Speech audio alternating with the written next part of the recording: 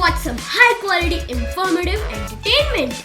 Just scrap the crap and give us a tap. Like, Subscribe hit the bell icon. and turn on the notifications for timely updates. Good evening everyone. This is Arnav Gupta reporting live. Hope you all are doing great and enjoying your time with your family, safe and healthy. Here we go. A 10-year-old girl in Mumbai refused to go out for cycling and said, "Enough of cycling. I want to learn how to recycle first." A young man in New Delhi slapped a girl when she waved her hand 3 times as he was very afraid of the third wave. A man won a lottery ticket for $5 million and cried. You must think that he cried in happiness, probably, but let me tell you why he cried.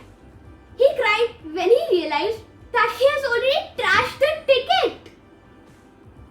A girl proposed a guy and said love is in the air, but the guy refused, saying the current AQI is 150. It is very toxic.